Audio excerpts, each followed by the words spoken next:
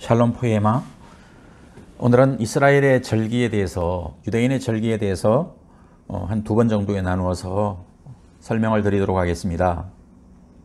유대인의 절기에 대해서는 먼저 간단하게 개요를 좀 말씀드리면, 유대인의 절기에 관해서는 레위기 23장에 하나님께서 7가지 절기를 말씀해 주십니다.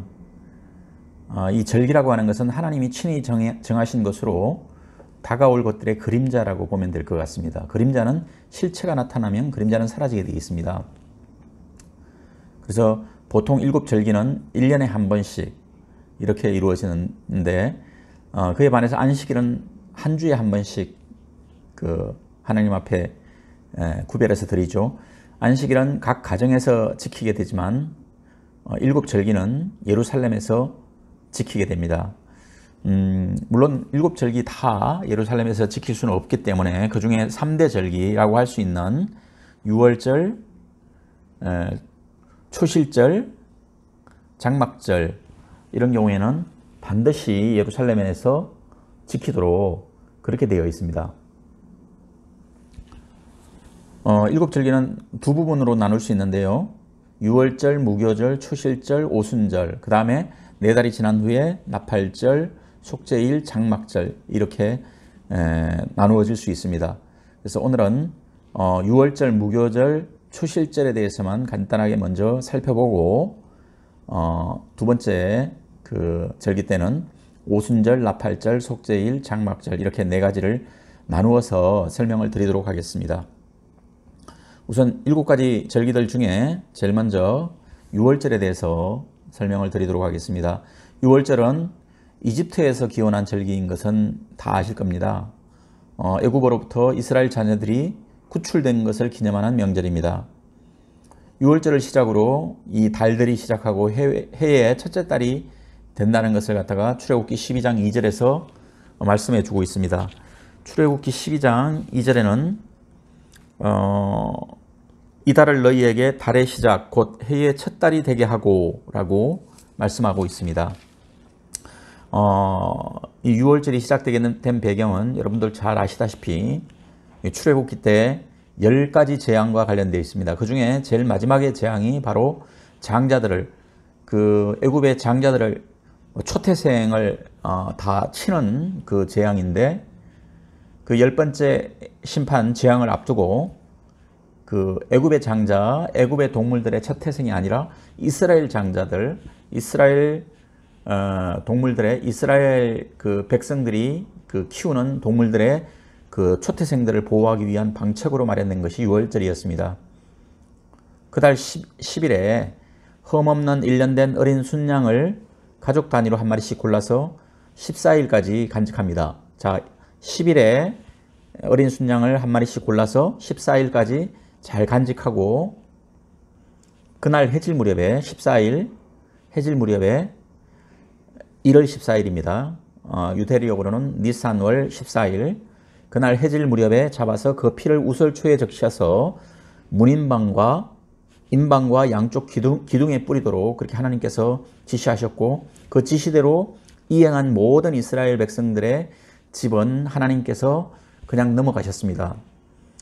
다만 문인방과 양쪽 기둥에 어린 양의 피가 없는 모든 애굽의 장자들, 그 다음에 애굽의 백성들이 키우는 모든 동물들의 초태생, 하나님께서 모두 멸절시키셨습니다. 그래서 이 유월절 어린 양의 피를 보고서 하나님께서 그냥 지나가시는 것, 이것을 갖다가 패스오브라고 하고, 바로 패스오브가 유월절이라는 뜻입니다. 그리고 어린 양의 고기는 머리, 다리, 내장까지 불에 구워서 먹고 무교병과 썬나물을 먹으라고 그렇게 말씀하십니다. 무교병은 누룩이 없는 떡입니다. 그 다음에 썬나물을 함께 먹고 아침까지 남은 것은 모두 불에 태우도록 그렇게 하나님께서 명령하십니다. 특이한 것은 이 유월절 음식을 먹을 때는 반드시 허리에 띠를 두르고 발에는 신을 신고 손에는 지팡이를 들고 급히 먹으라고 출애굽기 12장에서 기록하고 있습니다. 유월절은 출애굽기 12장 14절에 보면은 대대로 지켜야 할 영원한 율례라고 그렇게 말씀하고 있고요.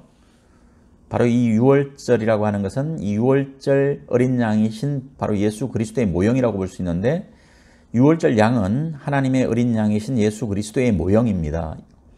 유월절 양이 그 이스라엘 나라의 장자를 대신해서 죽는 것입니다. 그리고 이스라엘의 죄를 대신해서 죽는 대신 속죄 제물의 그 제물이 바로 유월절 어린 양인데요. 요한복음 19장 14절에 있는 말씀을 보면은 한번 찾아보겠습니다. 요한복음 19장 14절에 보면은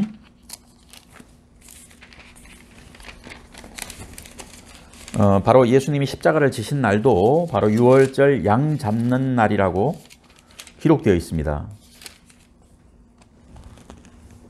그래서 유월절 어린 양, 그 예수님이 십자가를 진 날이 바로 유월절 준비일이요 이렇게 되어 있습니다. 19장 14절 보면은 이날은 유월절의 준비일이요 때는 제6시라 빌라도가 유대인들에게 이르되 보라 너희 왕이로다 하는 구절이 있는데, 이것이 바로 예수님이 십자가를 지신 날인데요. 유월절 준비일이라고 하는 것은 바로 유월절 양 잡는 날이고, 이날은 전통적으로 니산을 14일을 얘기하는 겁니다. 그런데 신약시대에는 오늘날 교회에서는 유월절을 지키지 않습니다. 대신 주의 만찬식으로 유월절을 대신하고 있다고 볼 수 있습니다. 그 유월절이라는 것이 바로 예수 그리스도의 죽음과 관련되어 있는 것이라는 것 기억하시면 좋을 것 같습니다. 다음은 무교절입니다. 무교절은 유월절 바로 다음 날 시작을 합니다. 그리고 7일간 계속되고, 이 무교절에 관해서는 레위기 23장 6절에서 8절까지 자세히 기록되어 있습니다. 레위기를 한번 찾아볼까요? 레위기 23장 6절에서 8절. 이달 15날은 여호와의 무교절이니 이래 동안 너희는 무교병을 먹을 것이요 그 첫날에는 너희가 성회로 모이고 아무 노동도 하지 말지며 너희는 이래 동안 여호와께 화제를 드릴 것이요 일곱째 날에도 성회로 모이고 아무 노동도 하지 말지니라, 이렇게 기록되어 있습니다.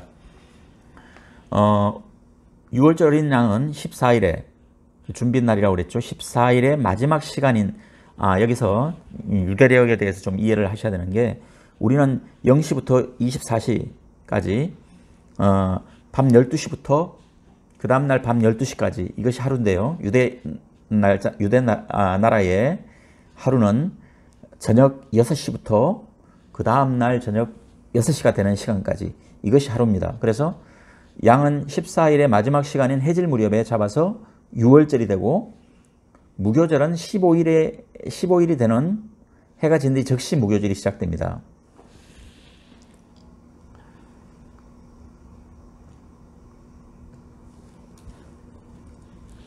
유월절은 그리스도의 죽음의 모형이라고 볼 수 있고요. 무교절은 신자의 생활을 예표해 주는 것입니다. 이 성도가 누룩이 없는 생활을 해야 된다는, 죄가 없는, 누룩이라는 것은 죄를 상징하는 것이고요. 죄가 없는 생활을 해야 된다는 것을 바로 이 무교절을 통해서 보여줍니다. 그리고 무교절은 7일간 지키도록 되어 있는데, 첫날과 마지막 날은 거룩한 모임이 있어야 하고 성회로 모여야 한다고 했고요. 모든 육체 노동을 하지 못하도록 명령하였습니다.